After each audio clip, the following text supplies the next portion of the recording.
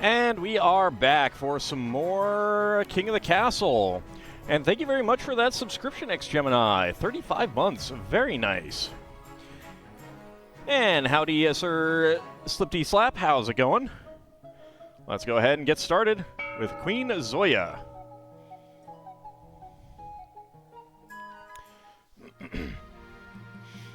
Okay. So, the Chiefs this time are very, very underrepresented. It's the thing. It's the thing. See if we can get some more Chiefs in as we go. All right, so let's get our coronation going first. Chiefs got this. It's our time. Your Majesty, you must have won the throne from Queen. You may have won the throne from Queen Nicole II, but you must still answer to the Council. As is tradition, they will decide what happens at your coronation. Well, let's get this over with. Seem to remember the faction I was in previously. Oh, it does remember the faction you were in. So, and that's how you get such an unbalanced group. It's fine though. We'll get more. We'll get more in.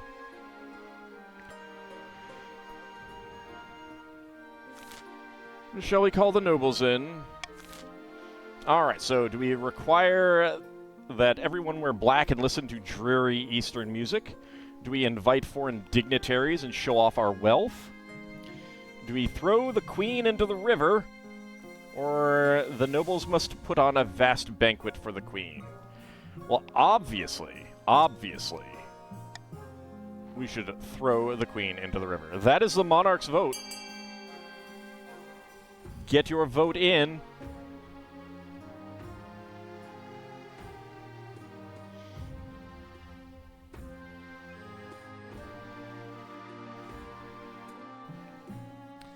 All right, looks like throwing the queen into the river is leading. It is leading.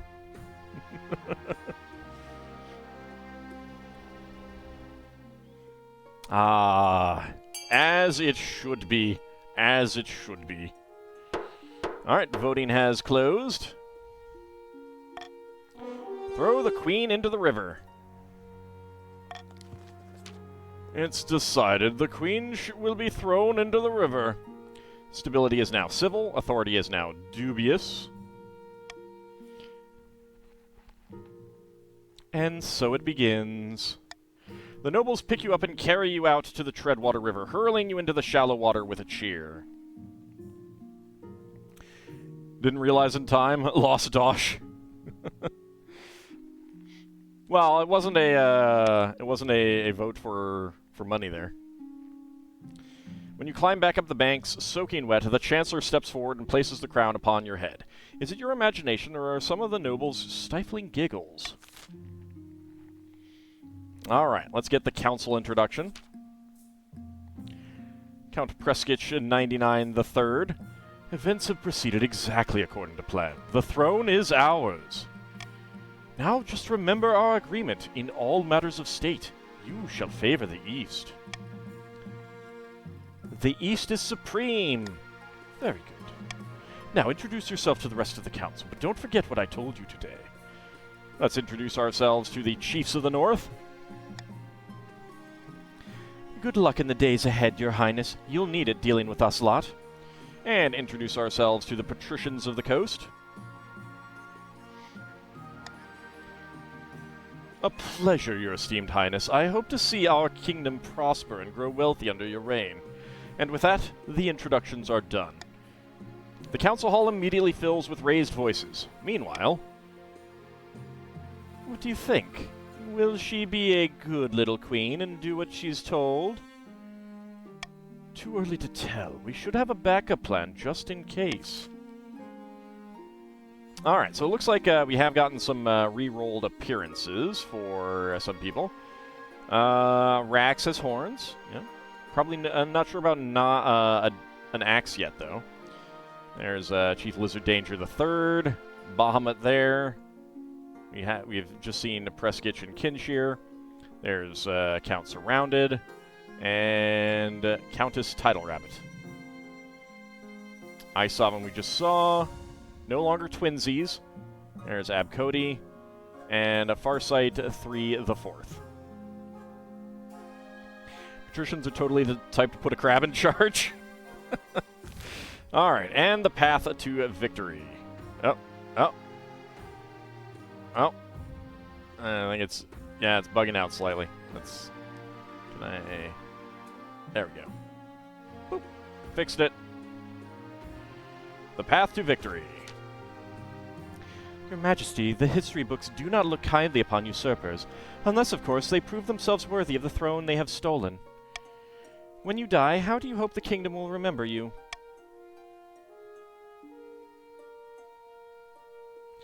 Tempted to go Faith this time.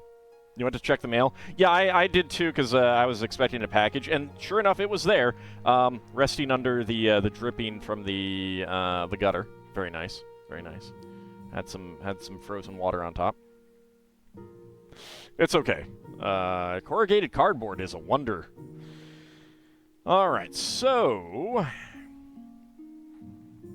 you know what? Let's keep trying it. Let's keep going for military. Try to get through with Fishfolk Consort. Give stink eye to the counts. A warrior queen is sure to be remembered fondly if she wins more battles than she loses. It's easy for faith to be lowered, yeah. I was thinking about that, but I think I need to do that on a run where I don't have the chiefs and I don't have the counts. Because I think some of the others are easier. Like, it'll start out higher, and I think it'll be more likely to stay higher. I suggest over the next few years you focus on improving the kingdom's overall military as much as possible. Once you have an heir, I will return to discuss how your ambition is progressing. Good luck, Your Majesty. Alright, let's go ahead and end the season. If you want faith, you want the grandees. Yeah, that's kind of what I was thinking. Mara of the Title Rabbit Dynasty, sinister eastern prodigy, leans delicately on a podium, sighing. Most excellent. Zoya is now sits on the throne, and the counts are in charge, as they should be. But the other regions will already be scheming to depose her. Do we stay loyal to the new queen, or cut our losses and put me on the throne instead? Alright. Do you want to be a loyalist, counts? Do you want to go for subterfuge, lower stability, or lower own defiance with possession? Your choice, counts. Alright, got 2 for loyalist.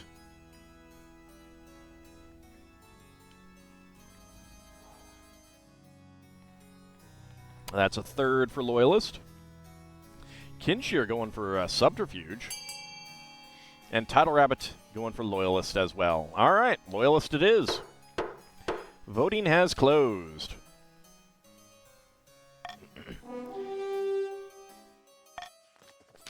That settles it then. Long live the queen. May she bring glory and honor to the east. But we can always change our minds. If Zoya ever gets out of line, we can take up arms and get rid of her the old-fashioned way, even if it's not our usual fare. The Count's goal is to aid the Queen by countering the other region's schemes as much as they can. They will win the game if the Queen produces an heir and completes her ambition. However, if defiance gets too high, they can still change their minds and rise up in rebellion. Alright. And the Patricians. Nari of the Farsight 3 family, eccentric coastal entrepreneur, scribbles with a well-used quill on a hardwood desk, explaining in measured prose. Fellow patricians of the coast, my claim to the throne is far more legitimate than that of Queen Zoya. After all, she is a pretender. Something must be done. Alright, did you want intimidation, raise stability, monopoly, raise own trade, or corruption, lower authority? Your relative has a silly hat. I mean, that kind of goes without saying with the patricians. Alright, going to raise stability.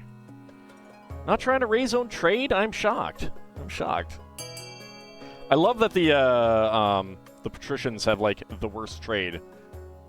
That's pretty great. Alright. That's 2 votes for intimidation. Raise stability.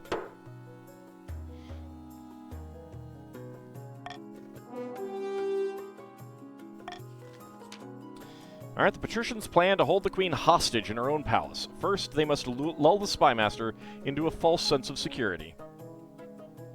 You don't know what faction you're in? You are in... Are you in? I don't think you're in. Did you rejoin after the break?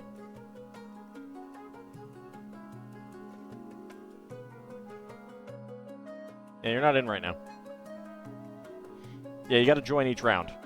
There you go, you're back into the accounts.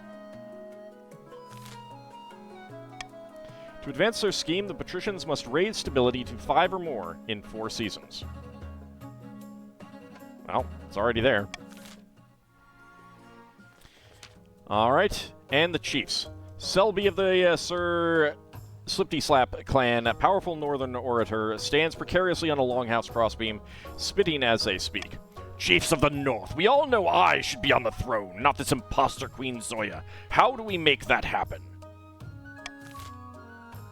Alright, Doppelganger, lower own Defiance. Ragnarok, raise own Military. Or Hornblower, lower all faith. It is indeed a mighty kilt.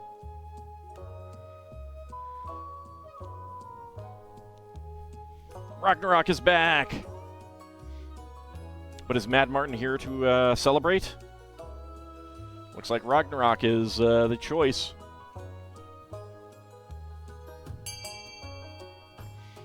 Alright. Going for Ragnarok. Alright. There we go. Raise own military. The chiefs plan to make an alliance with the ice giants to take over the kingdom. First, they must not be weak, or the giants won't take their proposal seriously. To advance their scheme, the chiefs must raise their military to 5 or more in 4 seasons. Which, it's already there. Alright. Treacherous half-sibling, and treacherous half-sibling. Wow.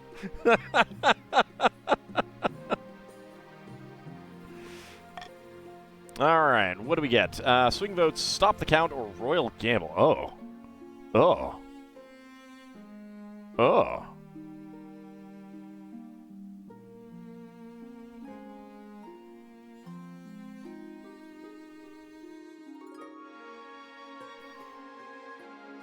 Royal gamble could work out in our favor, though.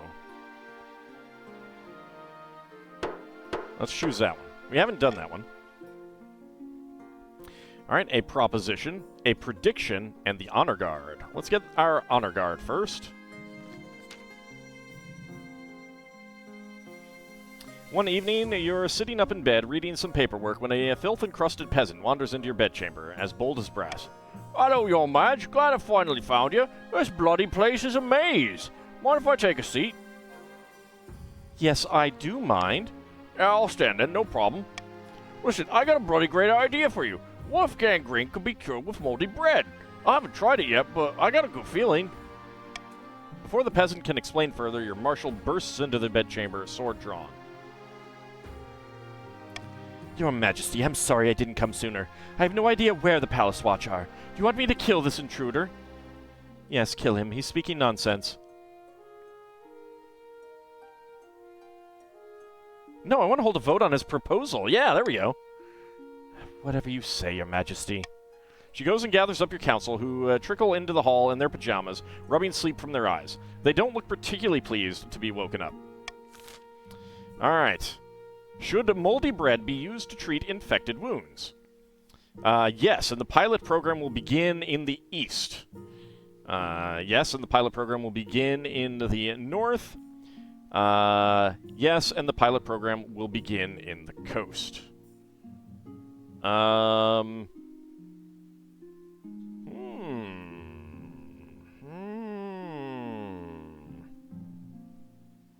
Well, first of all, let's just go ahead and, nah, let's not veto. Royal gamble. No, this is incredibly stupid. So this will mean that the treasury gets... no, it's silly. Royal gamble. This is incredibly stupid. So, with this, that means that the treasury goes up by 600 if this one wins, D wins. If anything else wins, then treasury minus 200. So go ahead and vote. What do you guys want? East, north, coast, or no, this is incredibly stupid.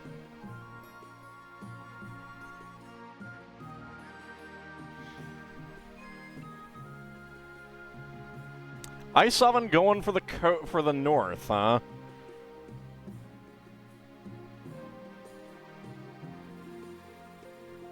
Shadow Mousy going for the east. Very interesting choices here. All right, 2, 4, 6. All right, voting has closed. Yes, and the pilot program will be in the east. You meant A? Misread? That's fine. Under the peasants' close supervision, injured Eastern soldiers eat moldy bread to stave off infection. To everyone's surprise, it works. The Eastern military is soon fresh and healthy, and the new medicine is rolled out across the kingdom. Alright, Defiance is now cordial. Defiance can't go lower. Stability is now united, and military is now mediocre in the East. Okay, well, that's, that intimidation. The success of this idea notwithstanding, Your Majesty, if that peasant had been a maniac with a crossbow, I dread to think what could have happened. If one thing's clear from this mess, it's that you need an honor guard who can actually keep you safe, not like the pathetic watch. Think carefully, Your Majesty. These guards' loyalties will be divided between you and their region. Of course, you could just hire foreign mercenaries. They'd be loyal to coin above all. The Queen knows better than anyone that our knights will keep her safe, from danger and from improper grammar. Oh, I don't need that. Alright. So we can get the Northern Warriors, Eastern Knights, the Coastal Gladiators, or the Foreign Mercenaries. We could definitely afford the Foreign Mercenaries. I have made my decision. Let's see what we get. So the Foreign Mercenaries would decrease authority. We don't need an authority drop right now. Let's go for the Northern Warriors. Blood and stars, Your Highness, how could you choose them? I will make the arrangements at once. The warrior heroes arrive a few weeks later. They swagger in with big grins and bigger axes, belching and singing and roaring out unsavory jokes. One of your courtiers faints. Alright. A proposition.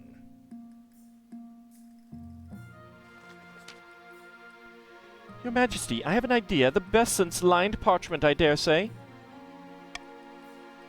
An expedition to the Barrier Peaks? To Chur. Sounds churlish. Chur? Who's that? The vastness of Chur, Your Majesty. The great unexplored and untamed continent far across the Eastern Sea. Chur! Is that like Gore? I hope it's not like Gore. Gore sounds terrible. You have a lot of wealth at the moment, Your Highness. It's just sitting around collecting dust. Why not make a sound investment and send explorers to Chur? Who knows what they might find? Treasure, rare materials, ancient history, a new disease? She's a bit too animated when she says the word disease. Well, sounds like a fine idea. Her eyes light up from behind her spectacles. Wonderful news! I shall make preparations immediately. Expect a brief on your desk very soon. Sounds fun. Thou dost have a nice amount of cash, indeed. A prediction. Conte Canadian Dragon. Your Majesty, excellent news from beyond the sky. As your Highness knows, I'm an amateur astronomer. I have seen that a solar eclipse is on its way, visible from the east. We must encourage the kingdom to gather beneath the dark sun and experience this once-in-a-lifetime event. Depths below, no. An eclipse is a warning from the ninth god, a sign that the kingdom has fallen to shadow. All the nobles start talking at once. Some are excited, some horrified, but all are very loud. Oh boy, new disease. Can't wait for that. I know! It's so exciting. New ways to die. New types of pus. Ah. Just imagine it. So fun! Alright, so, do we focus on holy protection against the eclipse? Increase faith. Do we encourage visitors to the east to witness the event? No, because they don't need trade. These sun-obsessed fools should focus on their land, not the sky. Monarch's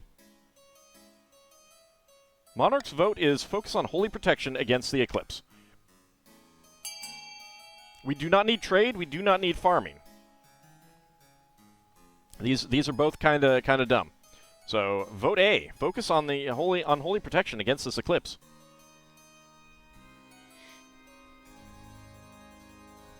Think of the boobos.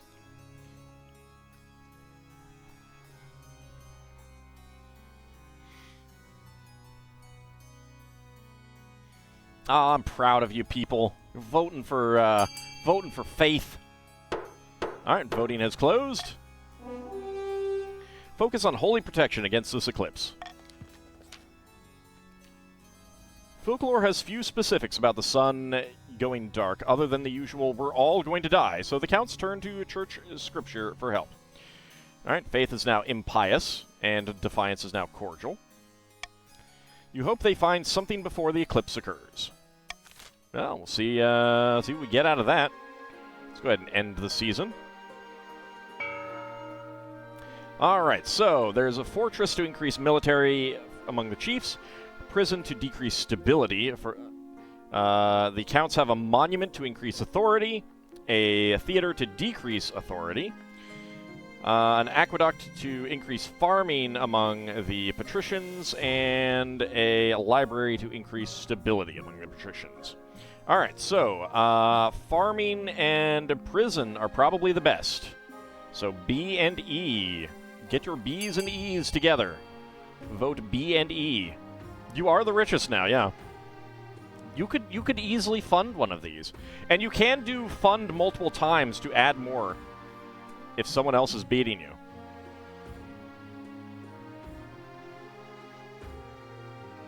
So E and B. E and B. Get your E's and your B's. You have no money again.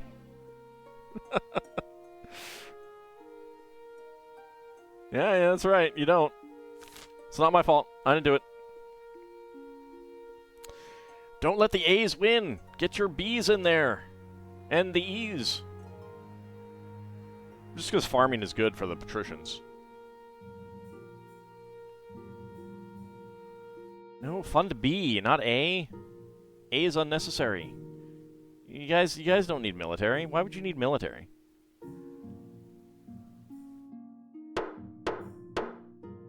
Alright, time's up. Alright, the fortress and the aqueduct are getting built. Could have really used the reduced stability. Oh, well, farming's always nice. Alright. The expedition to Chur, rumors of danger, or finding a spouse. Well, let's do rumors of danger first. Your Grace, I'm afraid we learned nothing from Scripture about the eclipse. Heathens, we searched through our most ancient monasteries and discovered a book describing a time when the sun went dark. I love some good archaeology. Servants of the evil seventh god broke through while darkness fell and took possession of the one who predicted the eclipse. And now the seer in question is none other than Conte Canadian Dragon. That's just some old book. I'm not any sort of demon. Not yet. Your August Majesty, the scripture describes how the demons will use Canadian Dragon to bring havoc to our realm. We must protect the kingdom. Alright, do we seek out artifacts to protect the kingdom? Do we rally priests for protection? Do we execute Conte Canadian Dragon immediately? Or this is nonsense, some old book isn't worth worrying about. Alright, well, we should obviously rally the priests for protection. That is my monarch vote. Rally priests for protection, everyone. The priests will protect us. I mean, look at our faith here. Look at how good that is.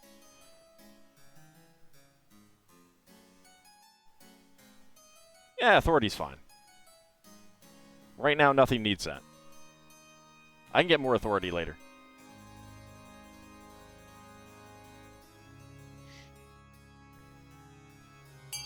All right.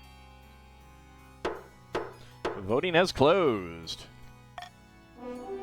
Rally priests for protection. Fervent priests of the Ninth God flock to the east to draw the faithful closer, hoping to ward off the Eclipse demons. Faith is now agnostic. Some nobles claim that the Archbishop is gathering as much power as the Crown. The kingdom waits in anticipation of the solar event. Authority is now ineffective. It's fine. Alright. The expedition to Chur. Your Majesty, I have those plans we discussed for the expedition to Chur.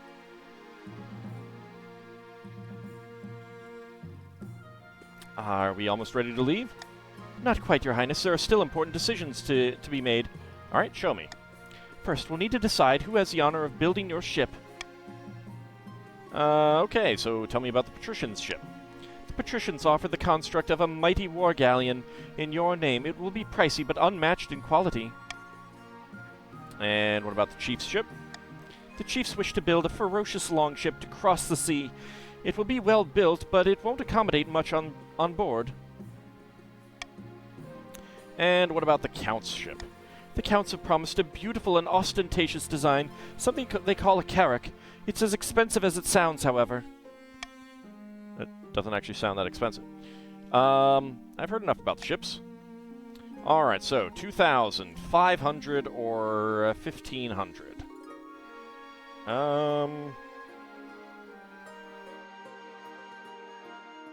You know what? I got money. I got money.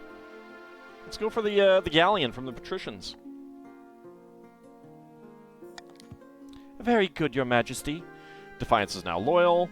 Treasury is now 4,900. It's no longer 6,900, though. It's no longer nice. Next, we must decide who will crew your ship. Tell me about the volunteers. Unfortunately, the best of them come at a price. Experienced trade ship captains and their crews would be ideal, but it won't be free.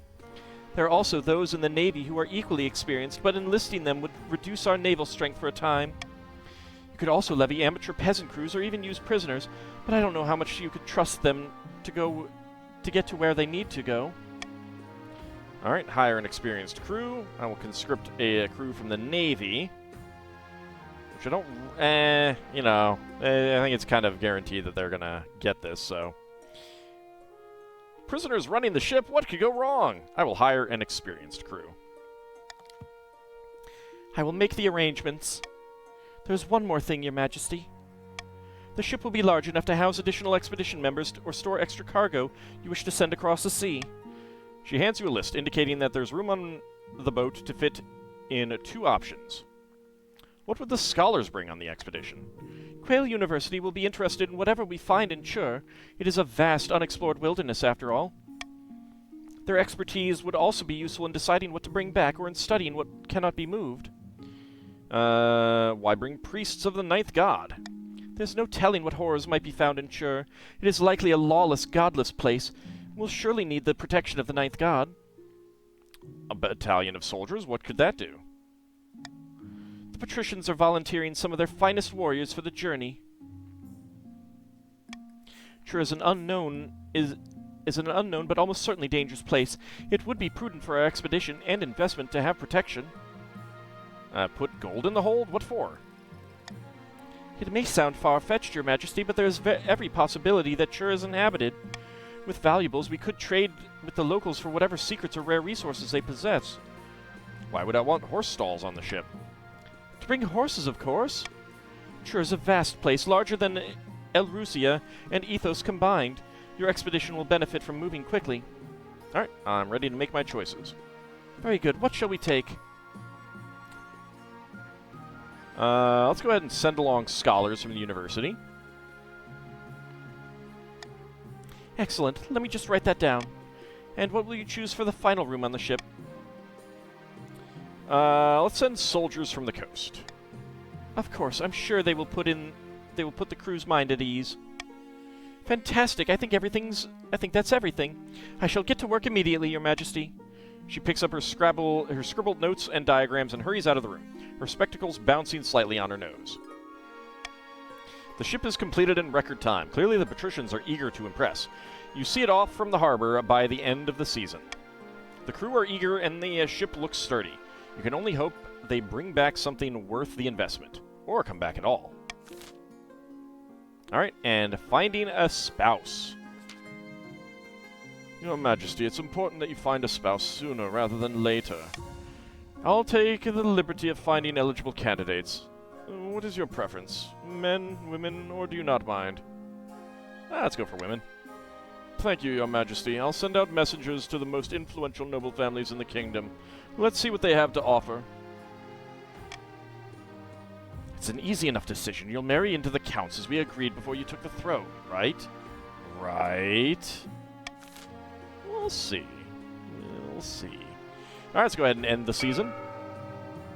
Alright, trade bonus. The counts impose harsh taxes on their serfs, netting 500 wealth. The other nobles gain 200 wealth.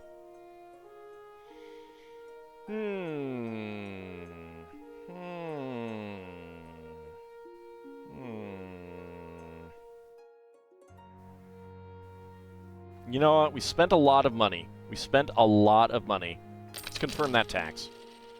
Oh no, defiance is up everywhere.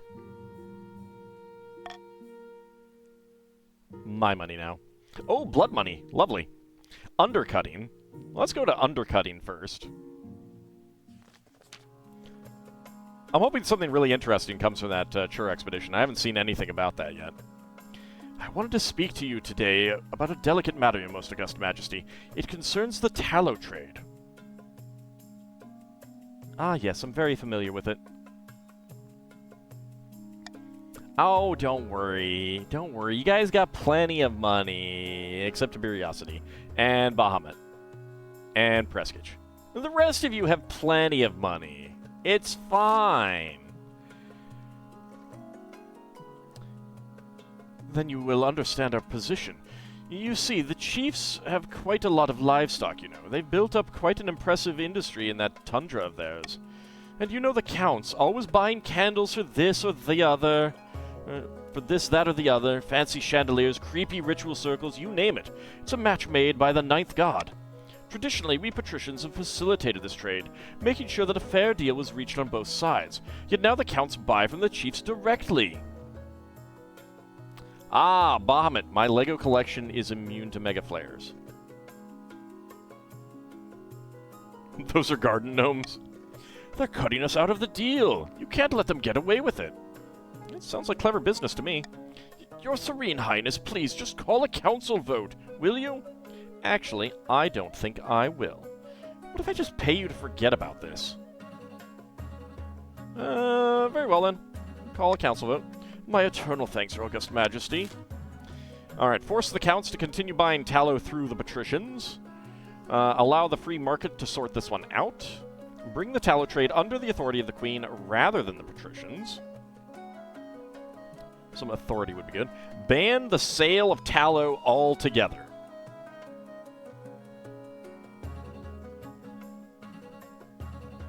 Well, the monarch is voting to bring the tallow trade under the authority of the queen altogether, rather than the patricians.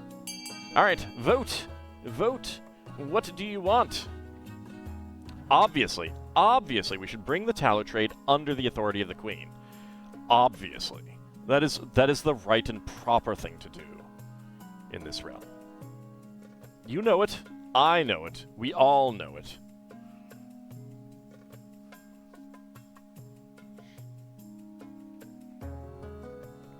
Do what's right, everyone. Do what's right. And vote for me. Ha ha ha! I like it. Alright. Voting has closed. Bring the tallow trade under the authority of the queen rather than the patricians. This doesn't help us at all, Your Majesty. You're just cutting us out. Authority is now dubious. Defiance is now aloof. Rather have the Queen monitor our trade than have your slimy mitts all over it again. All you ever did was skim off our profits. Why, you ungrateful ragabrash, I'll... You have your honor guards step in before anything gets too rowdy. Lord Patrician Isovan 28 backs down without a fight. The patricians suffer as a result of the council's decision. The chiefs, too, will have to pay more than they have been. But you make a good profit. Trade in the coast is now destitute. Some patricians' wealth has decreased. Some chiefs' wealth has decreased. Trade in the north is now modest. But the treasury is now 6,300. Seems pretty good to me. Alright, we got blood money.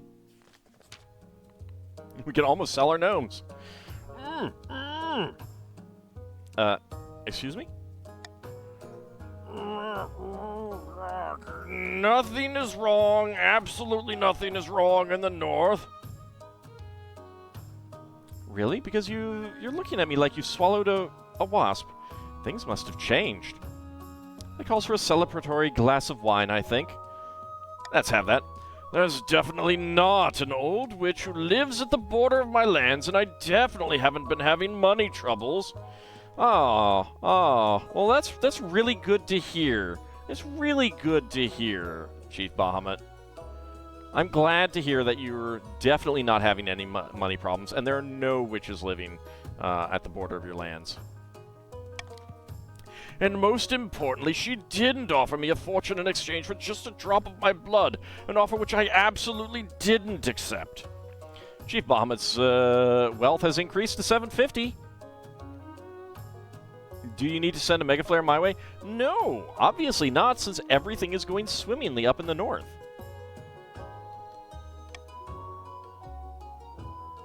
Keep looking at me like I've trod on your foot. Oh, great stuff. Where's my wine? Ever since I didn't accept the witch's bargain, I haven't found myself obeying her every command. I definitely still rule over my estate, not her. Furthermore, she didn't forbid me from telling you any of this, and I'm not using negative statements to bypass her magic. Glad that's cleared up. Let's celebrate all this good news with some wine. Alright, let's fetch the court physician to see if we can lift your curse. Maybe he'll slit his throat. After a week confined to a cold iron box with nothing to eat but salt, the magic stops affecting Chief Bahamut Zero Dragon so strongly. The wine is poisoned. He's even able to talk about his ordeal directly. I always tolerated that bloody witch. She'd sell medicine to the peasants and help them find lost sheep. I never suspected she was capable of something like this. We need to call a vote. Send a regiment to take back my stolen lands. Alright, do we take back Chief Bahamut Zero Dragon's land and burn the witch at the stake? 70% chance. Take back Bahamut Zero Dragon's land, but to let the witch go free, which decreases farming and faith and decreases wealth. Or let Bahamut Zero Dragon suffer the consequences of his bargain. Well, let's royal gamble, take back Chief Bahamut Zero Dragon's land, and burn the witch at the stake. You're not a witch? Alright, get your votes in. What do we do? What do we do? Burn the witch. Go Packers! And also burn the witch.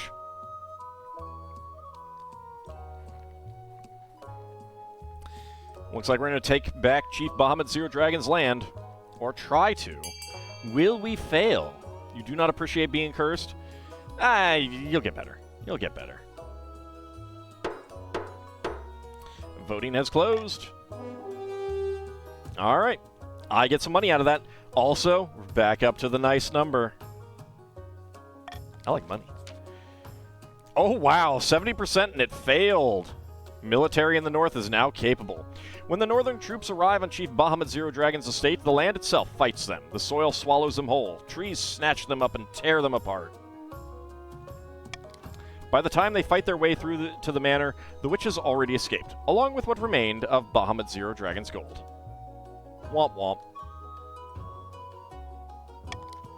The peasants have no memory of their time under the witch's rule, but the churches have been burned with profane messages scrawled on their charred walls, and the fields have been sown with salt. farming is now barren, and faith is now dutiful. Wow. Once again, everyone's farming suffers except for the counts. You starve once more, yep. Alright, eligible options. Let's see what we got. I have found 3 potential matches for you. 1 eligible young woman from each of the kingdom's 3 regions. Choose wisely. You'll be securing a powerful alliance. Yes, I know. Alright then, let's see the eligible bachelorettes. They whisk away the cloth from the first portrait. This is Hildy, the firstborn daughter of the Northern Rack Savage clan. Apparently she can be a little shy with strangers, but I'm sure she's wonderful when she comes out of her shell. I've heard she spends most of her time playing cards or making wagers with friends and hangers-on. They say she's popular with the common folk up north, too. I can see the appeal, I suppose. And this is Sylvia, the eldest daughter of the Eastern Kinshire dynasty. Apparently they had a hell of a time getting her to smile for this portrait. Well, it's a nice smile. Even so. She had a laboratory installed in her castle and spends most of her time there conducting bizarre experiments. She went missing a while ago, but it turned out she'd accidentally locked herself in her cellar, survived on wine for a week. I don't see what all the fuss is about, personally. And finally, from the coast, we have Octavia, the wealthy heiress to Lord Patrician Farsight III IV's estate. I mean, just look at her. She's gorgeous, and apparently she's got a silver tongue, too. Her interests are typical of the coast. Money, money, money, and making more of it. There was also a scandal recently where she was publicly critical of the church. Nothing came of it. Could be worse. Could be a lot better, though. She's got a mask, how can you tell? Well, some people's charisma just shines through. Well, what do you think? Of course, by picking a candidate, you'll anger the other regions, but you'll gain a lifelong alliance. I have made my decision. Well, which of them do you wish to marry? I refuse to marry any of them. Without a marriage, you are alone. No alliance and no support. Not to mention an insult to the most powerful families of the kingdom. What possible reason could you have for choosing not to marry? My heart already belongs to another, a low-born commoner. Marriage would weigh me down. I want a party. I want to live a life of chastity in honor of the ninth god. Yeah, there we go. Get some more faith. Faith is now steadfast, faith is now devout, faith is now skeptical. I'm sure the church will be very pleased with your show of devotion, but the nobles won't. They'll see it as an abandonment of your duty.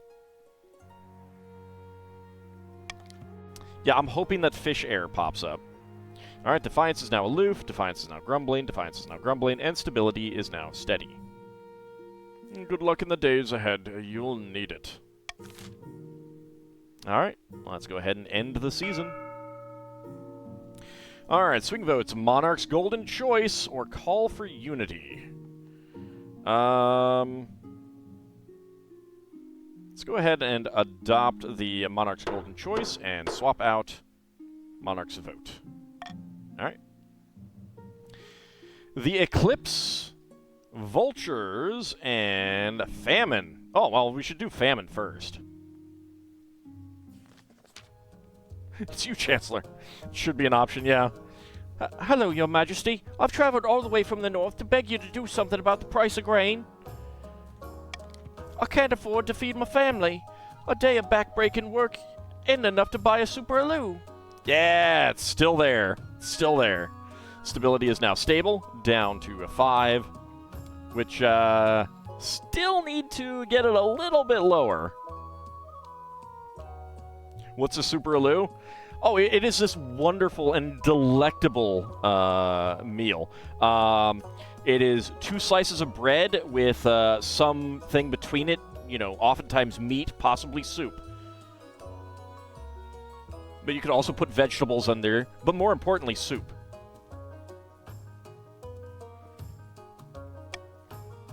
She's right. The grain price in the north is beyond all control. Greedy merchants rake in profit while the common folk starve.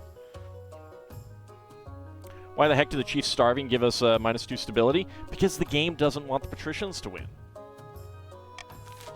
Alright, so we can put a cap on the price of grain. 50%, it's just a coin flip. Subsidize grain and ensure it's sold for half its worth.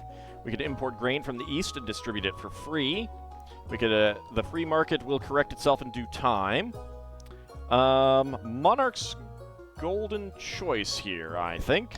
Subsidize grain and ensure it's sold for half its worth. Alright. So if you vote B, you'll get money. You won't earn arms, though. But you'll get money. Do you like money? Sure, we all do. Blame Bahamut. He missed the Mega Flare and killed your crops. Yeah. That's it, exactly. Clearly what's happened. Jeez, Bahamut, destroying your own crops. How could you? Alright, looks like we're going to subsidize grain and ensure that it's sold for half its worth. That wasn't your Mega Flare. Voting has closed. The North is in your debt, Your Majesty. Alright, treasury is now 5950. The kingdom's coffers open and a tide of gold floods into the pockets of northern merchants. Grain prices plunge, and stocks of grain run low. Supply no longer meets demand. Some peasants can feed their families now, but others are starving worse than ever. Stability is now teetering, and farming is now meager.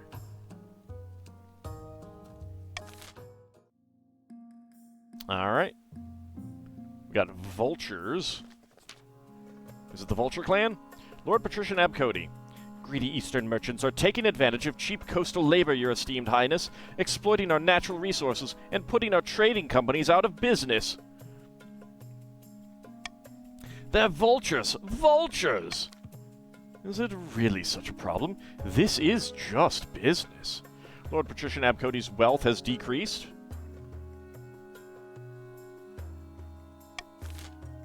So do we kick out the counts and put trading companies back into coastal hands? Will the Queen buy up eastern trading companies? It's just business, baby. That would probably increase trade in the counts, which is not great. I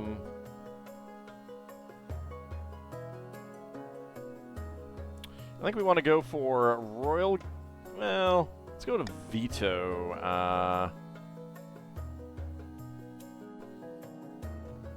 B. I don't want to spend money on that. Alright. A is the best. Kick out the counts and put trading companies back in coastal hands. A is the best. No! Abcody's lost some monies.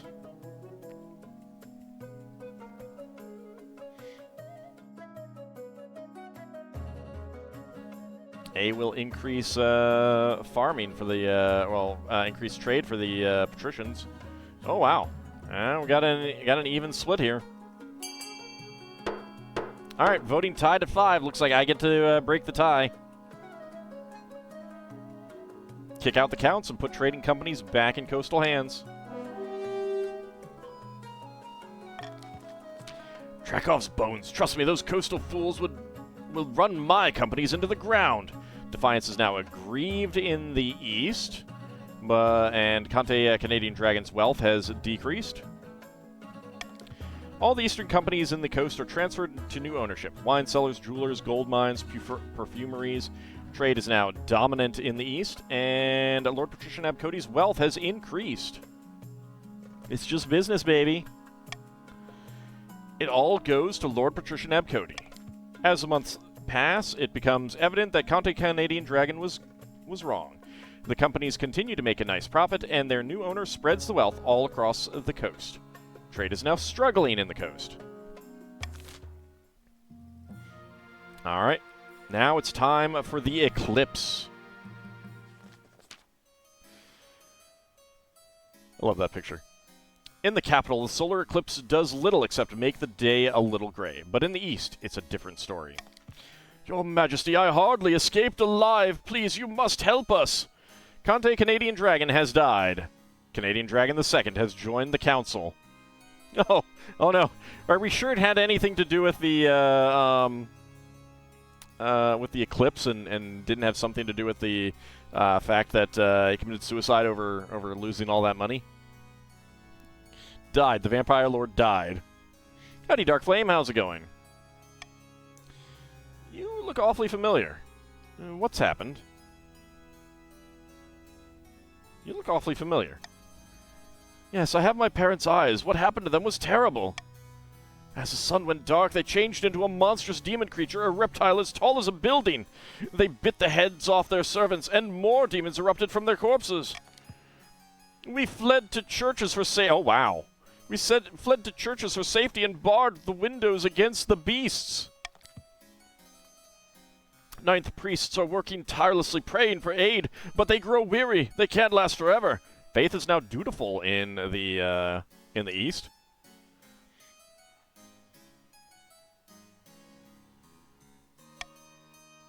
Depths below, just as I feared. We are forsaken. What if they spread across the kingdom? Alright, do we appease the demons with animal sacrifices? We have a 45% chance. Destroy the demons with the power of the ninth god, 55% chance. Or learn to live with the demons. Learn to live with the demons seems really, really, really bad. Royal gamble. Destroy the demons with the power of the ninth god. That seems like the best option. Vote B? Send in the priests?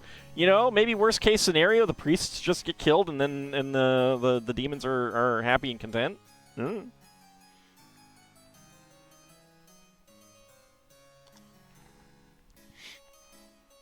It's better than a coin flip.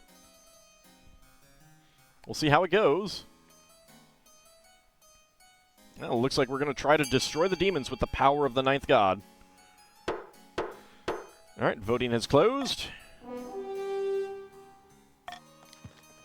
Ninth priests from all across the kingdom gather in the east to protect the eastern peasants. Witnesses report one especially brave priestess punching what used to be Canadian Dragon II's parent in the fangs with a holy symbol. Can we get that priestess as our archbishop? The faith challenge succeeded. Treasury is now 6550. Stability is now unstable, up to 3. Defiance is now cordial. Defiance is now aloof. And defiance is now insolent. Yeah! Ooh, I like it. Eventually, the creatures retreat back to the Seven Hells. You can only hope they're cowed. That priest needs to be the head of the religion? Yeah, I know. Marry the priestess. Meanwhile, the archbishop is eager for the church to take credit. Peasants scramble to attend as many sermons as possible, keen to avoid anything like this happening again. Faith is now fervent. Nice. Alright, let's see. Yeah, looks like Ragnarok is going to succeed soon. Outwitting the Spymaster. Anchored a few miles from the sunny coast, Lord Patrician Tiberiosity has invited his closest confidants aboard his yacht. Ill tidings, the Spymaster's still watching us like a miser watching her purse. Not for long, we'll soon give her more important things to worry about than little old us. The Patrician's aim is to raise stability to 5 or more. From 8 to 3, I know. Far to the north, where the snow blankets the landscape and wolves howl in the night, the chiefs plot to bring about the end of the world. Ragnarok. Morgana has blessed us. The ice giants have agreed to parley. The gods are good. With luck, this will be the foundation of an alliance strong enough to rock the world. Do you want to rock? This reminds you of CK2 and CK3, but with a Reigns feel to it. Yeah, I mean, I like the Crusader Kings feel to it as well. While being a little bit more of just like interactive fiction as opposed to a map painting game. Aye, the ice giants are a formidable ally, tall as a building and limbs like tree trunks. And those southerners don't know how to fight them like we do. Take an axe. Hack at their Achilles tendon. There we go. But first, we must offer something the giants desire. The whole kingdom's worth of pillage? Just what I was thinking. If we fill the kingdom with bountiful goods and plunder, the giants won't be able to resist. For the next stage of the chief's scheme, they must raise other regions' trade to a combined total of 12 or more. In 2 seasons. Okay. So it's there. It is there. That seems easy enough to do. We'll see. We'll see. Descent at the arena, noble kidnapped, and a meeting with the archbishop. Descent at the arena. A coastal gladiator named Onyx has become remarkably popular in the arena. Yes, I heard he threw a whole ox across the stadium. He's throwing even bigger words around these days. In his last match, he donned a crown and claimed he would be a better monarch than you would ever be. It's all a joke for now, but it's still seditious, and he has a significant following. He, or the other gladiators, or even the patricians at large, may decide to take this further. Depths below. I've never even heard of this Onyx person. Why would he speak against the crown?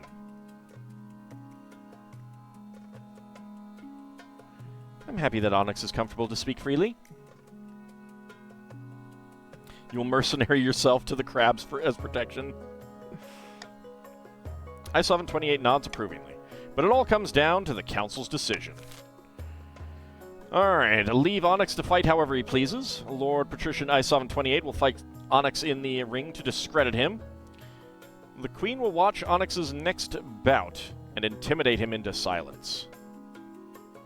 Arrange an accident for Onyx.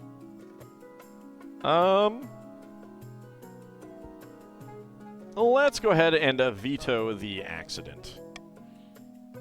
Let's go. The Queen could watch his next bout. That would always be a good choice. But having Lord Patrician Isovan fight him could also be fun.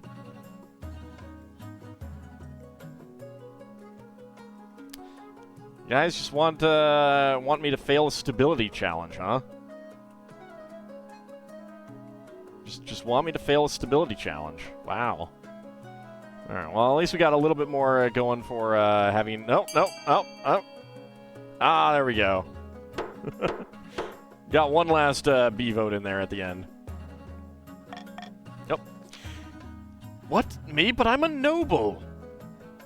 Time to train up and get out there. Don't be a coward. Nobles have fought in the arena before. Up and at him. You'll do great. Hey, it's 80%. You're dead. It's 80%!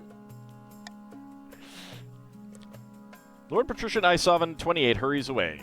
Over the coming weeks, he trains beneath the best mercenaries money can buy. By the time the battle arrives, Isovan 28 is ready for action. It's a brutal fight, but Onyx loses to a special move that is quickly nicknamed the Isovan 28 Pile Driver. Military challenge succeeded. Very nice. Losing to a noble is an embarrassment indeed, and Onyx slinks away in defeat. His name is soon a distant memory, and it is made clear that the arena is no place to criticize the crown. And Isovan has gained a little bit of extra wealth. Outside the ring, the patricians make sure everyone knows that you made this happen with this simple command. Even the council sessions become a little more meek. Authority is now credible. All right. So, a noble kidnapped. Your Highness, the loyal and noble Chief Sir Slipty-Slap has been taken hostage. What would kidnappers want with him? It's some criminal organization. These horrid miscreants demand gold and safe passage to Ashmead in exchange for Sir Slipty-Slap's return. So do we pay the ransom? Do we send the North's troops after the kidnappers? Or do we ignore the letter? I think that we should send the North's troops after the kidnappers. 80% chance. Start the vote. Come on, our luck can hold, right? Also, you'll get money. Vote B for money. Line your pockets with cash. You need money. Let's see, who needs money? Tiberiosity needs money as well.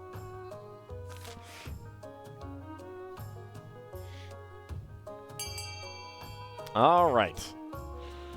Everyone voting for that. Very nice. Very nice. Voting has closed. All right, send the North's troops after the kidnappers. The Outlaws are no match for the North's forces, which rush to Sir Slipty Slap's aid.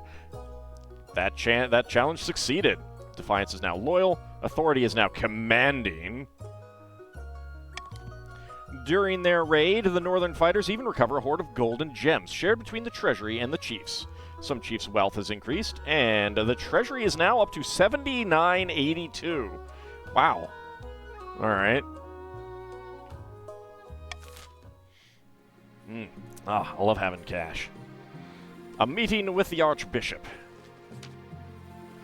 Your Majesty, I have a few messages from some respected members of the clergy. Is everything all right? Yes, of course. It's quite the honor, honestly. Your decision to stay chaste and honor the Ninth God has caused quite the stir, and many people want to meet you. The High Inquisitor mentioned wanting your assistance in dealing with some heretical items, and a group of reclusive monks have invited you for a visit. Well, tell me about the monks. They live deep within the cave systems of the Eastern Mountains, Your Majesty. They're very reclusive, but they experience intense visions of the Ninth God. Yeah, faith is super high. It is lovely. You could gain a great deal of wisdom from visiting them, I'm certain. What does the High Inquisitor want? She has a stockpile of dangerous artifacts that need to be cleansed, Your Majesty. Since you have such a close connection to the Ninth God, you are the ideal person to assist with the ritual. Though I must say, it's not for the faint of heart. Alright, I made my decision. Howdy, don't know to you. You join with exclamation mark join, and then either he, she, or they, your chosen pronoun.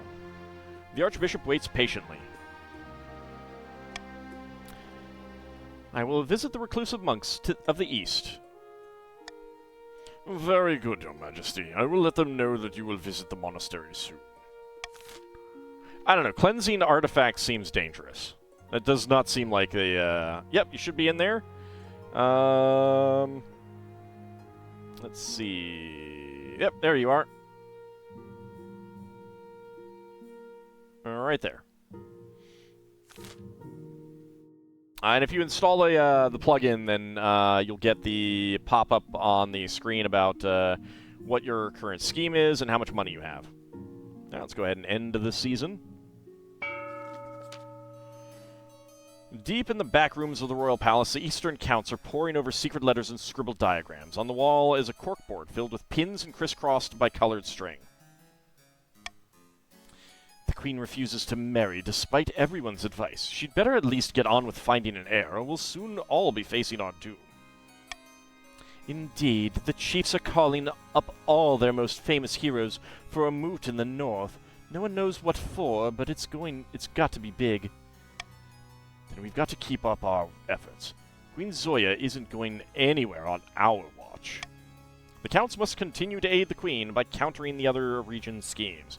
They will win the game if the Queen produces an heir and completes her ambition.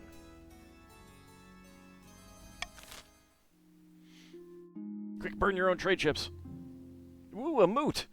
We name it October. Alright, so let's see. We do not have anything that decreases trade. Well, that's unfortunate. Yeah,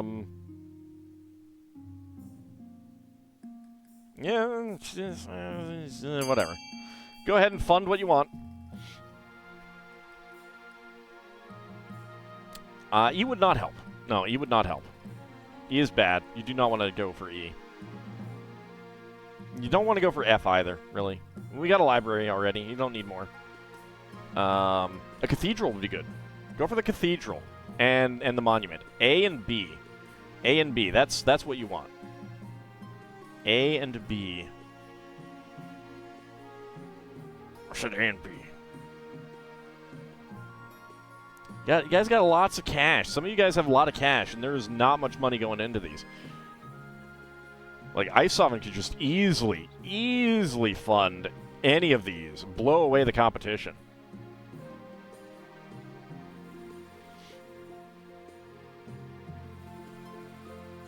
All right. Got a lot of greedy people in chat here who just do not want to let any of their money go. What else are you going to use it for? Like, this is what you use your money for. All right. Well.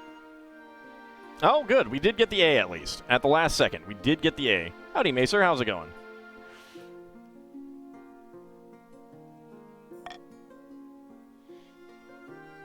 Legends Rising, Visions of the Ninth, and the Songstress. Let's go to the Songstress first.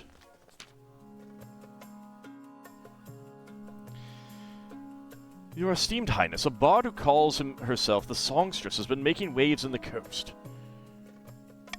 Her performances are attracting huge crowds, so huge that there have been brawls and stampedes as people push closer to the stage. There have been no deaths yet, but it's only a matter of time. With every concert, the riots get worse. What can we do to nip this in the bud? Alright, so we can ban her from performing. We can ensure her shows have adequate security, which decreases military. Invite her to the palace for a private show. This is not a matter for the council's attention. Increased defiance and lower stability. Well, I'm going to ban B. I do not want that one. So this is either ban her from performing, invite her to the palace for a private show, or this is not a matter for the council's attention, which is probably the better option, D, to keep stability down. Fish air is only available for the patricians, yes. I mean, it only shows up as a patrician event. If we do a new dynasty without the patricians, we do not get the fish air.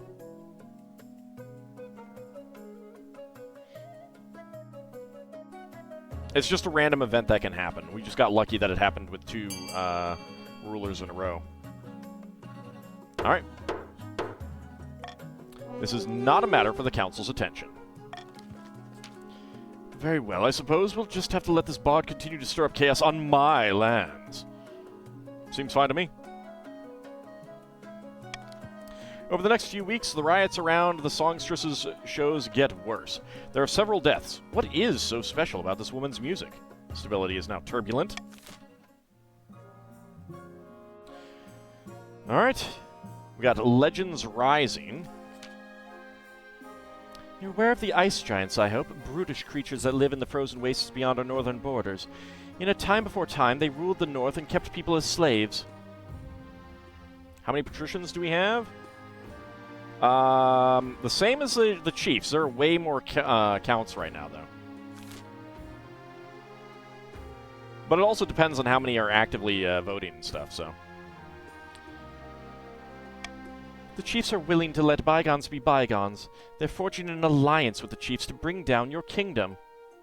Ice giants? That's even worse than I thought. They're all mad, every one of them. My intelligence suggests that the chiefs have offered up the kingdom as plunder for the giants when the time comes. It's not often I say this, but the kingdom's strong economy is a problem. Even ice giants can sense such a lucrative opportunity. Can we take them in a fight? That's difficult to determine. Perhaps a marshal could provide a more precise answer, but I would imagine not. We haven't fought the giants in centuries. Only the chiefs know how, and they aren't likely to tell us. The two of them combined would be a formidable foe for even the most well-equipped army. Alright, so do we send tribute to the ice giants? That will decrease trade. Do we build a great wall along the northern border, which delays the scheme for only 1 season, or trust in the strength of our arms to defeat them? Alright, Monarch's golden choice. Send tribute to the ice giants. Get your vote in, and if you vote for A, you'll get money. You'll get money. Money, money, money. A vote for A is a vote for money in your pocket. It goes right into your pocket. Straight down there. To the bottom of that pocket. Regardless of whether there's a... Counts? Counts? Surrounded in kinship? What are you doing down there? Voting against the kingdom. Alright, voting is closed. We'll send tribute to the Ice Giants. Tribute to the Ice Giants? Have you lost your mind? Trade is now struggling in the north. Trade is now struggling in the coast. Trade is now opulent in the east. Defiance is now aloof in the north. Defiance is now aggrieved in the coast. Defiance is now mutinous in the east. And authority is now credible. You've certainly ruffled a few feathers, but hopefully it means you've slowed the chief's own giant courting tactics. Alright, and Visions of the Ninth. The monks who live within the caves here invited you to share their hospitality. There's little sign of life. But as you approach the mountainside, a monk emerges carrying a flaming torch. He bows low. Where's his torch? Your Majesty, we foresaw your coming. My thanks for accepting our invitation. What do you hope from your visit? I want to be closer to the Ninth God. I'd like to learn more about you. Honestly, I don't know. You know what? Honestly, I don't know. Wise is she who understands the limit of her understanding. Needs more spaces in here. Please, step this way. You follow him into a tunnel cut into the mountain that quickly narrows to less than your arm span. It's a dizzying labyrinth, and you could never find your way out of here alone. Eventually, the tunnel opens out to a dimly lit underground lake. Several monks sit by the water, meditating in silence. Every so often you hear chanting, but from where you can't tell. The torch-holding arm clearly burnt off. Your Majesty, you may meditate with us if you wish, and commune with the Ninth God. There will also be a sermon starting on the hour. Alternatively, you may read our records to learn more of our visions of the past and future. What's involved in meditation? We sit still and silent, emptying our minds in order for the Ninth God to fill it. Can you tell me about the sermon? I will deliver a sermon on the subject of divinity and the monarchy in your honor. What about your records? We scribe our visions every time we experience them so that we can apply the wisdom to everyday life. Yeah, you're in.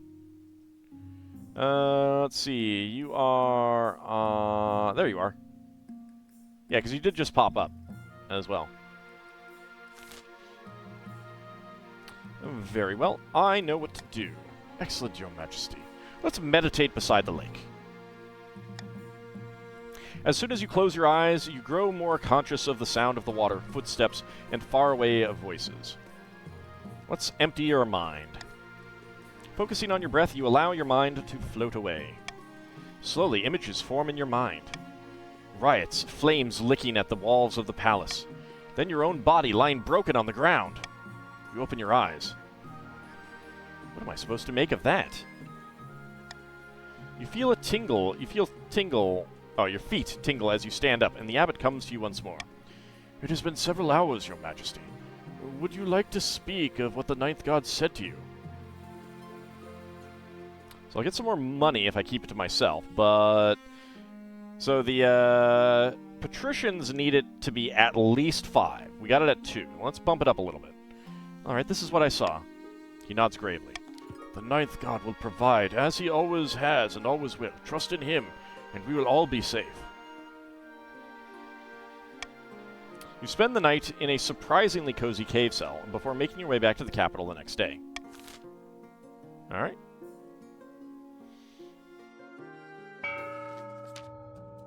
March of the Giants. Back in the north, Chief Rax Savage II is hosting yet another feast at his clan hall. Not everyone is in the mood for celebrating, however. No developments, I'm afraid. The Giants aren't willing to commit, not yet anyway. What's the problem? They leave their brains in the ice caves again? Or are they too scared to take on a measly queen? Hey, not enough plunder. We must make the other regions bigger, juicier targets. How do you switch factions? You can't during the gameplay, like during the run. You can only do that if you own the game. You can choose what faction you're in. Otherwise, it's always going to sort you into the same one. As long as I'm continuing the same playthrough.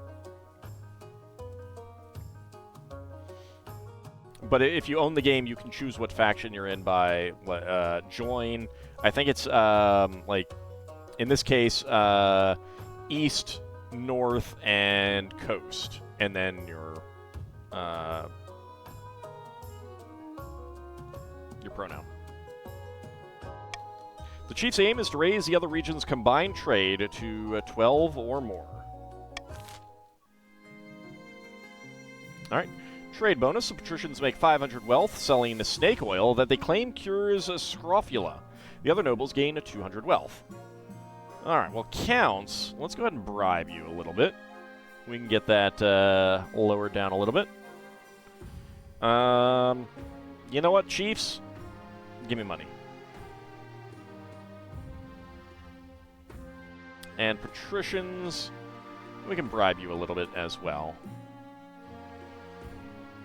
Yeah, it works out. Alright. Defiance is now insolent, Defiance is now aggrieved, and Defiance is now grumbling. Okay, cannot start a rebellion. On the verge of a rebellion. Cannot start a rebellion. Alright, the expedition returns about your heir and devotion.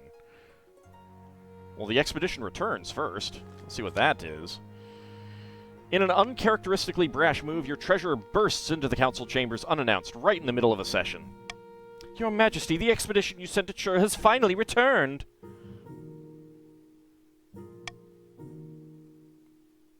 That's incredible! Indeed, it's clear from their tale that it was a miracle that they made it back at all.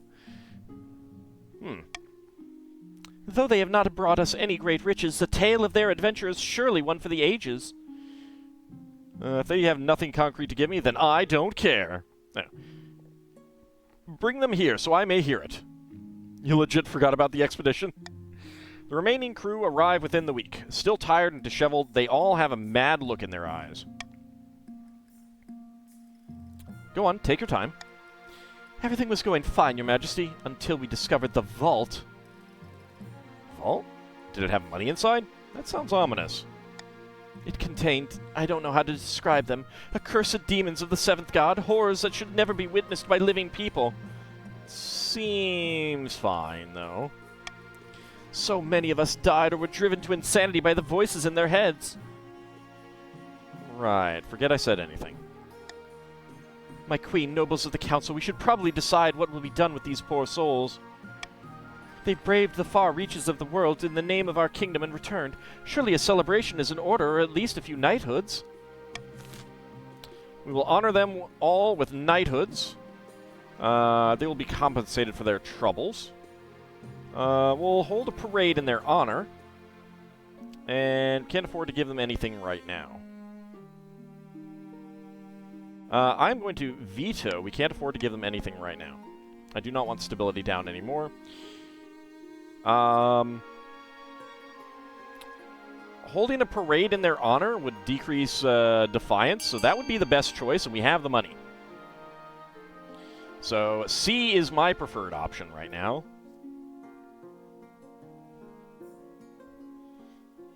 We'll get close to what the patricians need, but it's not quite there. We'll still be a little flexible.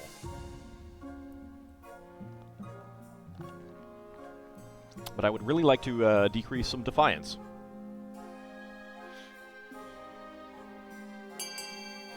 Alright, looks like we're going to decrease some defiance. Very nice. Voting has closed. We'll hold a parade in their honor. A great parade is thrown in the capital, attracting guests from all over the kingdom. Oh, it's just the coast, huh? You honor the sailors and the shipbuilders who carried them to Chur with a lavish ceremony. Alright, treasury is now 5682. Stability is now... oh, poop. Welp. Welp. Defiance is now grumbling. Word spreads of their return, and soon peasants and nobles alike hang on every word as they recount their tales in taverns across the country. Okay. I was hoping that would be everyone. I don't know why it was just the coast. I guess it was whoever builds the ship. Which I feel wasn't adequately explained. Alright, devotion. Lord Patrician, don't know to you. Your esteemed highness, ignore everything I said about the songstress. I was completely wrong. It's just one stage, yeah. Yeah, but still, it's, you know. I hired her for a private performance to see what all the fuss was about, and by the 9th, I've never heard anything so beautiful.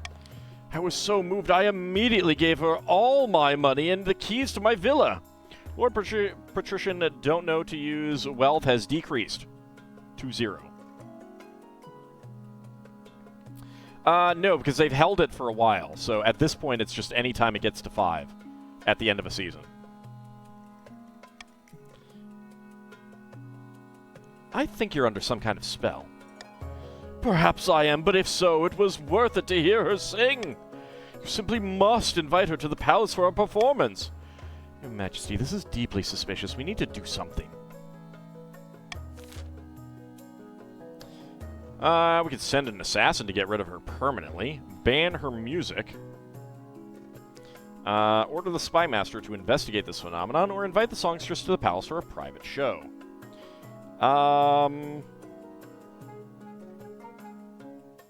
Monarch's golden choice. Let's ban her music. Alright, start that vote. Voting for C will get you money. I'll give you cash.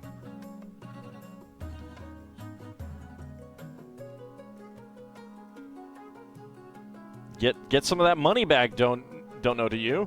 If you vote for C. A little bit of that money you lost will come back to you. Ah, good. You want answers, not gold? I do too, but also I want stability knocked down a little bit. Alright, voting has closed. 8 nobles voted for ban her music. This ban is most unjust and pointless. The music of the songstress cannot be silenced. Defiance is now insolent in the coast. Your refusal to lift the ban is met with riots from the peasantry who love the songstress. Stability is now teetering. Worse still, she continues performing anyway in open defiance of your authority. And authority is now dubious. Alright. About your heir. Of course, your majesty refuses to get married. Against my advice. There's one other thing you're missing, however. Something even more important than a spouse. An heir. You need someone young whose loyalty is assured. A child of your own would do the trick, even if they're a bastard, or the youngest of your many cousins. I'm pretty sure I have a bastard child lying around here somewhere. The church won't be happy, but they're just as keen to avoid a civil war as we are. They'll legitimize the bastard without much fuss. I will meet with the Archbishop tomorrow. No, my faith! Shouldn't have chosen it. Oh well. Alright, let's go ahead and end the season. Alright. Nope, none of those are good. Feel like 9 months of pregnancy would be hard to hide, but whatever. Yeah, a little bit. A little bit. Alright. The counts are on the verge of rebellion, but they are loyalists. They trust in what I am doing. Invasion, pest infestation, and the songstress escalates. Let's go to invasion. Do they? They should. Your Highness, we're being overrun! Not by sword and spear, mind you, but by hogs, a particularly virulent breed of wild Tavalinese hogs, to be precise. They terrorize our farmland and forests alike. They even attack our farmers when they're feeling particularly brave. The council must do something. Introduce a new species to prey on the hogs. Leave this be. It's just nature taking its course. Call a great culling to deal with this. Or arm the farmers with weapons to fight the menace. That is a 50% thing.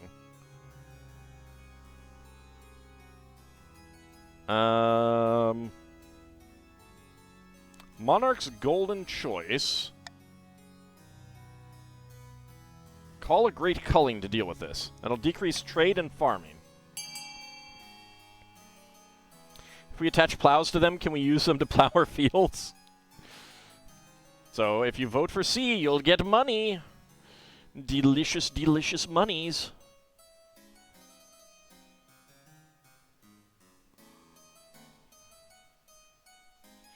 I don't really want to increase the defiance of the counts anymore. And I'm pretty sure that we'll increase the defiance of the farmers if we go with D. Wow. Not many people want money. Not many people want money.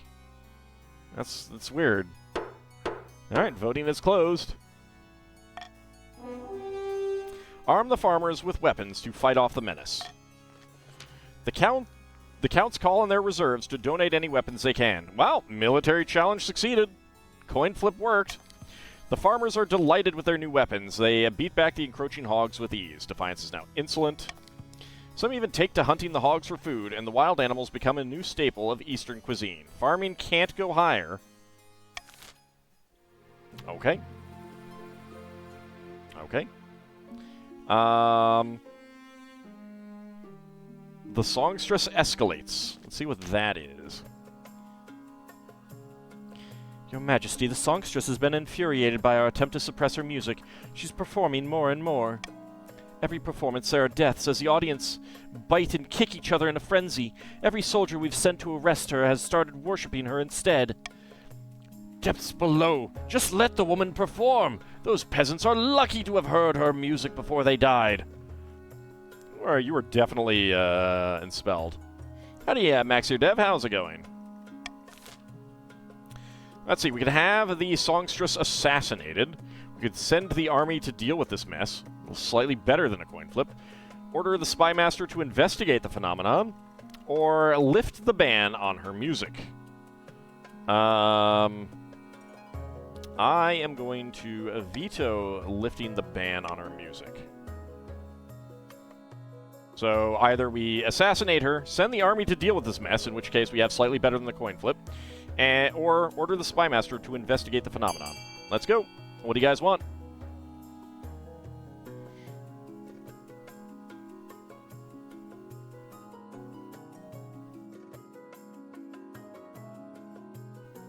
Some people are voting to send the army to deal with this mess. It has not gone well before.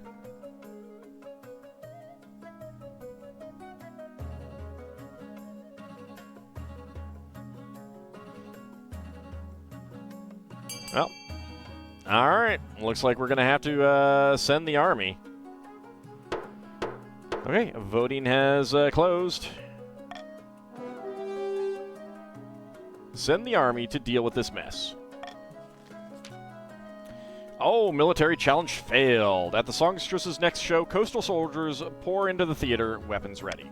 She plucks a few notes on her lyre and sings a command for the warriors to bow down before her.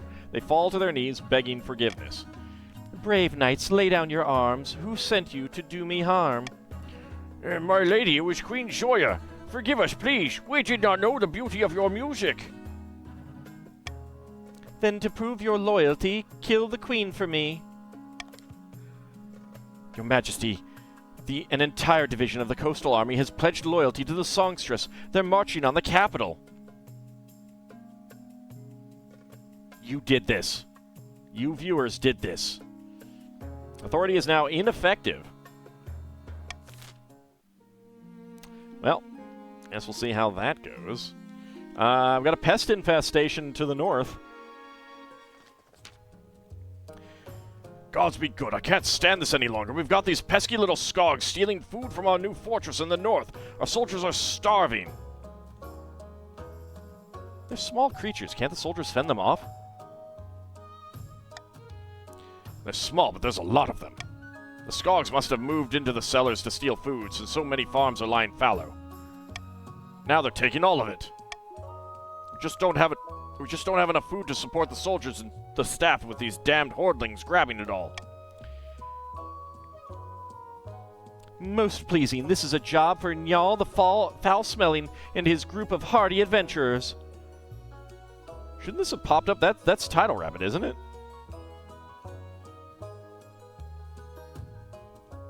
Yeah, it is. I don't know why your name didn't pop up there, but Can we eat the Skog? Well, they're regenerating. I don't know. Now it pops up your name. All right. They cleared out a whole swarm of Skogs for me last year. I swore I'd recommend them for the next job that came up. I could use a referral bonus as well. At this point, I just want them out. Your Highness, what should we do? All right. The Bahamut Zero Dragon should pay the adventurers to clear them out. I wonder if that's because your name is too long. Find someone who can talk to the Skogs, or reinforce the food stores and set soldiers to guard them day and night. Well, obviously, should pay the adventurers. Let's go ahead and go with that. Pay the adventurers. A. Choose A. Isn't he broke? A little bit. It's fine. It's fine. What's the worst that could happen?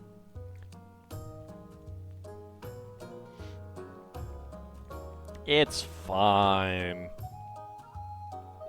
I have confidence in them taking an IOU.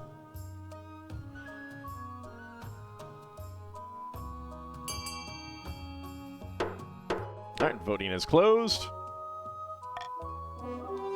The Bahamut Zero Dragon should pay the adventurers to clear them out. The chiefs grumble about paying for outside help, but when Njal the Foul-Smelling arrives, he lives up to his name. Treasury has increased. Defiance is now grumbling. Defiance is now insolent in the north. Your Majesty, I heard you had a Skog problem. That's not me, it's the chiefs. Can you deal with them? Yeah, it's not me, it's the chiefs. He glances over at Chief Bahamut Zero Dragon and snorts. We'll sort it out, no questions asked. Njal the Foul-Smelling descends upon the northern fortress with his formidable band of miscreants. For once, his competence matches his ego. He chases out the Skogs using cleverly made fireworks. Fire being one of Skog's few weaknesses, they scatter in fear. The chiefs pay Njal gratefully, and their soldiers get back into their usual routines. Countess Tidal Rabbit gets a small finder's fee for their trouble. Nice. Goes from 8850 to 9,000. Wow, you have been hoarding cash. Military is now strong, and some chiefs' wealth has decreased. All right, let's go ahead and end the season. You're greedy. All right, let's go ahead and end the season. Okay, bad mushrooms, low on lumber, and an army approaches. Let's wait for that one. Let's go with bad mushrooms. He had nothing to start with. Bad news, Your Highness. The northern villagers are starving. Predictable, but in their starvation, they have turned to foraging for ice mushrooms to survive. Again? This particular variety is delicious and filling, but makes one very ill. After a brief recovery, all seems well. I don't like where this is going. The next morning, the unfortunate soul rises from their bed in a fugue state and wanders the streets as though touched by a demon. Then they drop dead. This mushroom is so dangerous that my servants are calling it the sixth god's bane. It sounds rather useful. Oh, well, I couldn't comment on that.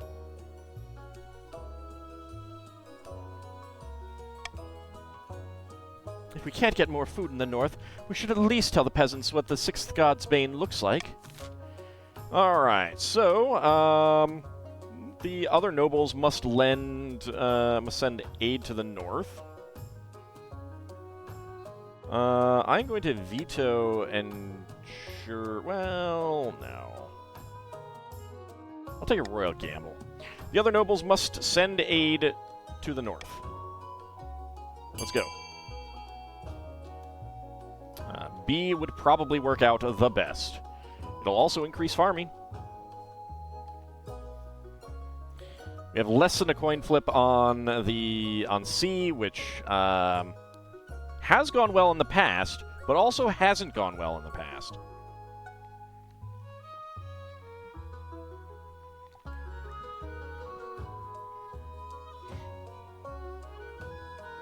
Alright, looks like we're gonna have the other nobles send aid.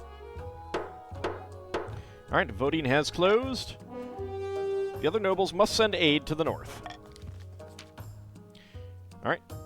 Treasury is now 6882. Defiance is now aggrieved in the coast. Defiance is now insolent in the east. Some patricians' wealth has decreased, some counts' wealth has decreased, and some chiefs' wealth has increased. Meanwhile, the peasants stop resorting to the sixth god's bane and collapsing in the streets. Hopefully the north will continue its recovery. Farming is now needful, and defiance is now grumbling. Excellent. Alright, low on lumber. Lord Patrician Maxirdev, Your August Majesty, will you tell these superstitious chiefs to get over themselves and let us harvest their trees? We need the wood for our craftspeople. I've told you 1,000 times, Lord Patrician, that forest is thoroughly haunted. You'll damn us all if you go logging there. But you sold us a logging contract, and said contract has no exclusions for haunting. Some patricians' wealth has decreased, some chiefs' wealth has increased. Your esteemed highness, the chiefs can't be allowed to wiggle out of their commitments. So the patricians have a conflict, have a contract, and may go logging. It's only 30%. Let them harvest the lumber, but share the proceeds with the chiefs. Again, only 30%. Turn the forest into a joint coastal northern hunting reserve. Increases defiance and lowers authority. Or fence the area off to make sure no one goes near it. Well, I'm going to veto turn the forest into a joint coastal northern hunting reserve. So all of these kind of suck. All of these kind of suck. You only have a 30% chance with A and B, and a 40% chance with D. D probably means that it has the best chance. Guess we'll see how this goes. Remember, it's a haunted forest. Do we really want to go logging in a haunted forest?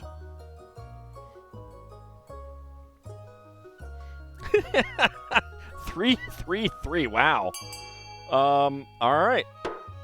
Voting tied at 3. I wonder if I get to choose. I do! I get to break the tie! I'm gonna fence off the area and make sure no one goes near it.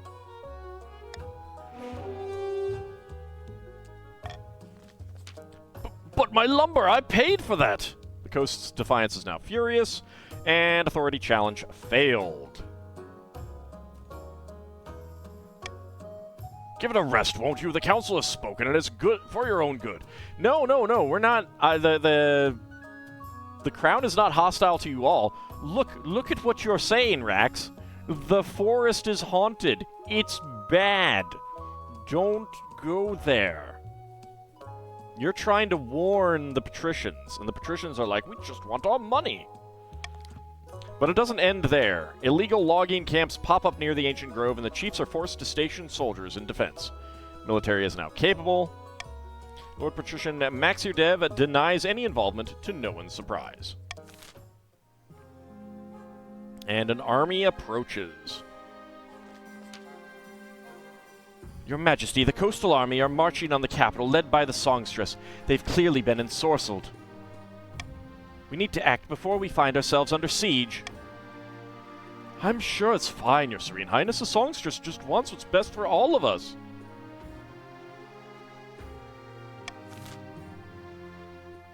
Send the Northern Army to stop them, 20% chance. Hire a wizard consultant. That's a lot of money. Send the Chancellor to negotiate a truce. That's probably not the best. The Queen should personally order the troops to stand down. Well, you know what? We got money. We got money. Hire a wizard consultant. That's my vote. We're dealing with magic. Let's deal with magic right back. I feel like the Queen should personally order the troops to stand down. Would be a very, very, very bad thing. Unless you want your Queen to be instead the songstress. Which, I mean, I guess... Remember, voting for B gets you money.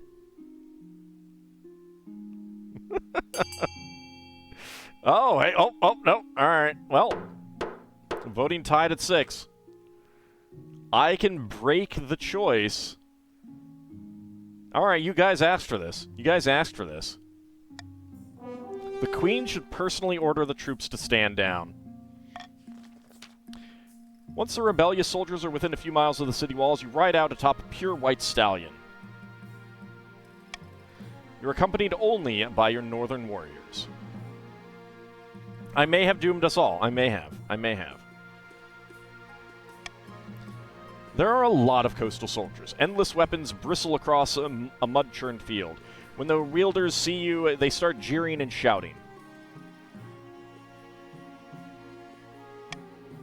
The songstress emerges from her luxurious tent, a confident smirk on her face. Say whatever you like, it ends with your head on a spike. With your head held high, you launch into a speech denouncing the evils of the songstress. Wow, 20%. She's a witch and a traitor. You all swore oaths. How could you abandon me? She's a liar with a liar. I gotta go with the pun. You don't get much further than that. A crossbow bolt slams into your chest, and you go spinning off your horse. Authority challenge failed. Your reign ends in the dirt, trampled by a thousand sturdy boots as the soldiers rush forth to besiege the capital. I was curious. All right, successor vote. Do you vote for Mara or Nari? Exclamation mark, vote A, B, C, or...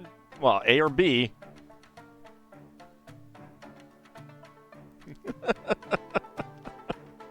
Wow. Well, that was exciting. It was exciting. You guys voted for it. I was curious what would happen. All right. Well, that's pretty clear. That's pretty clear. All right. Voting is closed. 7 nobles voted for the next monarch to be Nari of the Coast. The patricians are victorious. After leading a successful uprising against Queen Zoya, the songstress took the throne. She only lasted a day before the spymaster smashed her magical lyre and assassinated her. Oh wow, nice. Way to go, spymaster. I broke the tie with the bad option. Yeah. But you guys were voting for it, you know? Unable to keep their puppet on the throne, the counts were forced to retreat to their secluded castles and brood. It wouldn't be long before a new eastern claimant would arise, and when they did, the counts would be ready. The chief's agreement with the ice giants fell apart, and the giants ended up attacking the north instead. The subsequent war kept the chiefs too busy to worry about matters of the throne. The patricians leapt into the power vacuum left by Queen Zoya's death, and Nari took the crown with the council's blessing. Son and done, yep. All right, Queen Zoya moneybags. Oh, that's great. I love that one. Spouse none, successor monarch Nari, game length 2 years, 3 months. The wealthiest noble, Isavan, with 12,950. Poorest noble, don't know to you, with 0. And the kingdom, authority 3, stability 4. Good amount of cash. Trade 383. No longer up there at 10 for the counts. Farming of 310.3. Military of 548. Faith of 787. And defiance of 3, 4, and 7. This kingdom is a hellscape of stupidity. I know, isn't it great? Isn't it great? That's great. Oh man! All right, that was a lot of fun. It was very much a. I was curious to see what would happen at that point, and yeah, I mean, half of you guys were saying I should do it.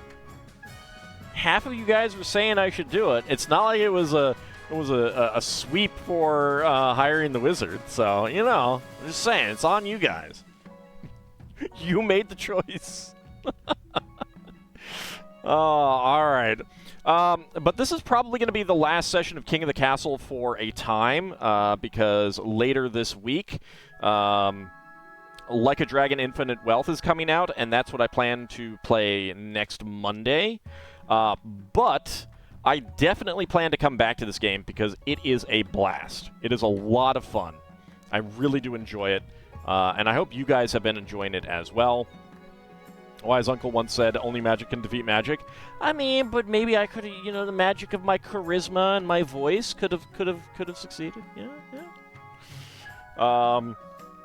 Now, that said, all of that is contingent on me being able to get it running properly on my computer and streaming it, which at this point, since the game isn't out yet, I don't know if that's possible. So there's a small chance that we will be back to this next Monday, but again, my plan is Infinite Wealth starting next Monday.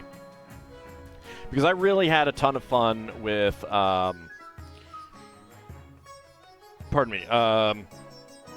Like a Dragon. The previous one, Yakuza Like a Dragon. So, that's what we're going to be doing next week. We will be back on Wednesday for some more retro gaming in the morning. We'll be back for some Lego building in the evening. We'll be back on Friday for some more Final Fantasy VI Pixel Remaster and some Lego building in the evening. Starting something new since we finished our wonderful Natural History Museum build. And next Saturday we will be back for Spelljammer. Not a double dose because we did finish up Pirates of Realm Space. I don't currently have plans for streaming again Saturday night, but it's always possible. I don't know. I could stream this, maybe. I could do something else. We'll see. I will definitely be keeping it in mind, however. And then, of course, next Monday we will be back to playing a new game, Infinite Wealth. So I want to thank you guys for coming on out. Let's go ahead and get a raid going. And I want to thank you guys all once again for watching this. It has been a blast, lots and lots of fun, and I will see you guys next time. See you then, everyone.